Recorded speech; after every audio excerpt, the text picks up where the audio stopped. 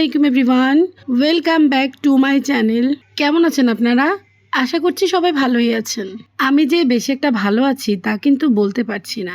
ঠান্ডা লেগে আমার গলার অবস্থা বেহাল হয়ে আছে। গরম আসলে আমার এ অবস্থা হয় সব সময়। 2 দিনও যেন ভালো থাকি না। 2 দিন পর পর ঠান্ডা লেগে যায়।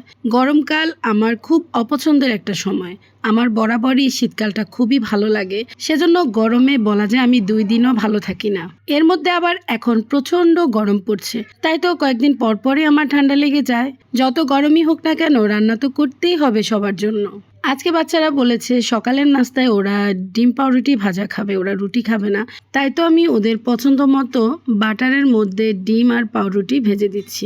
বাটারের ফ্লেভারটা আমার বাচ্চারা আবার খুব পছন্দ করে। ভালোই হয়েছে এই গরমের মধ্যে ওদেরকে আমি খুব সিম্পলভাবে নাস্তাটা তৈরি করে দিতে পেরেছি। নাস্তা রেডি করে মেয়ের কাছে দিলাম। এরপর ওরা ভাই বোন বসে নাস্তা করলো। তারপর আমি চলে আসলাম ছেলেকে নিয়ে একটু সেলুনে ওর চুল কাটতে। প্রচণ্ড গরম পড়ছে। রমজানের ঈদের আগে ওর চুল কেটেছি, তারপর আর চুল কাটা হয়নি।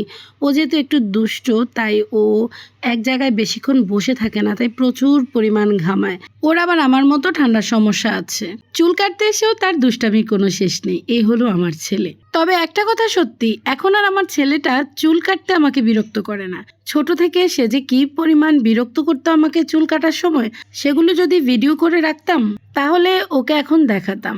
এই তো চুল কাটা শেষ, একদম ছোট ছোট করেই কেটেছি। তার কারণ ওর চুল কিন্তু খুব দ্রুত বড় হয়ে যায়। যেহেতু দুপুরবেলা গরম গরম সিঙ্গারা বাজছে, তাই ভাবলাম বাসায় যাওয়ার সময় কিছু সিঙ্গারা নিয়ে নিই। আজকে আবার মেয়েটার পরীক্ষা শেষ হয়ে যাবে, তাই ভাবলাম বাসায় এসে সে সিঙ্গারা খেতে পারবে। গরম গরম সিঙ্গারা মেয়েটা আবার খুবই পছন্দ করে। এই তো বাসায় এসে আমি দুপুরে রান্না বসিয়ে দিয়েছি। তার কারণ ছেলেকে চুল কাটাতে গিয়ে আমার কিন্তু অনেকটা সময় দেরি হয়ে গেছে, তাই আর দেরি না করে দুপুরে রান্নাটা বসিয়ে দিলাম। আজকে আমি এখানে রান্না করছি রসুন শুটকি ভুনা।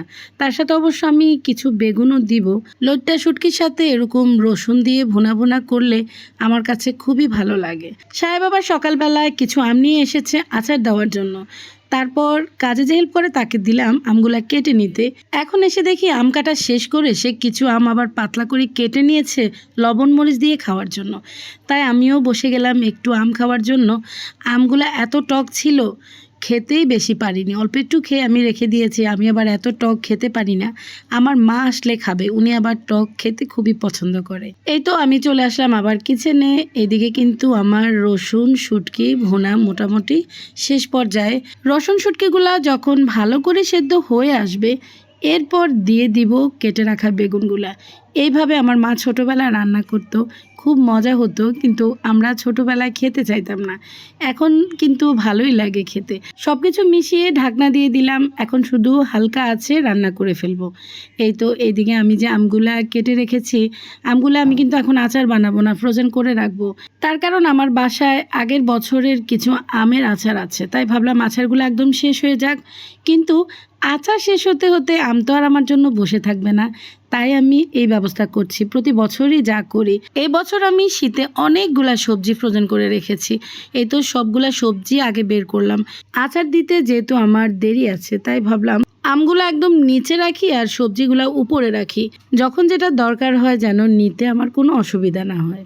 অন্যদিকে আমার মার মেয়ে কিন্তু বাসা চলে এসেছে। যেহেতু আজকে মেয়েটার পরীক্ষা শেষ, তাই তো আমার আম্মাজানের মনে আজকে খুবই আনন্দ। মেয়েটা যেহেতু এই ফলটা খুবই পছন্দের, তাই তো আমার সাহেব সকালবেলা আসার সময় এটা নিয়ে এসেছে।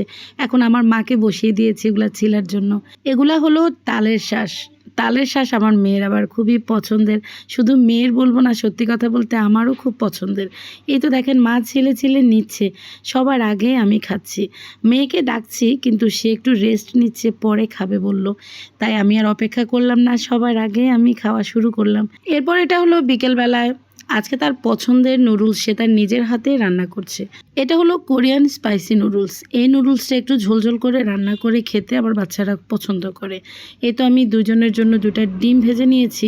অবশ্য আমি জানি ডিম আমার ছেলে খাবে না, ডিমটা আমাকেই খেতে হবে। ছোটবেলা থেকে ও ডিম খেতে চায় না। ওকে নিয়ে যে আমি কি ঝামেলায় আছি তাও আমি হাল ছাড়ি না, সবসময় চেষ্টা করেই যাই।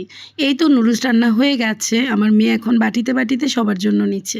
ওই যে দেখেন শুধু সে নুডলস নুডলস খাচ্ছে, কত বলেও তাকে ডিম দিতে পারিনি। ডিম ছাড়াই নাকি নুডলস ওর কাছে খুবই মজা লাগে। কি আর করবো, এই বয়সে এসে তো আর জোর করতে পারি না। মেয়েটাও খাওয়া শুরু করেছে, আর আমার অবস্থা আপনারাই দেখেন। আমি আর অন্য কিছুতে নিইনি, ওদেরকে দেওয়ার পর আমি পাতিলেই বসে গেলাম। আমি অবশ্য মাঝে মাঝে এমন করি। কে কে আমার মতো ঝামেলা এড়াতে পাতিলেই বসে যান, কমেন্ট করে জানাবেন। আজকের ব্লগটা এখানেই শেষ করে দিচ্ছি। সবাই ভালো থাকবেন। আল্লাহ হাফেজ।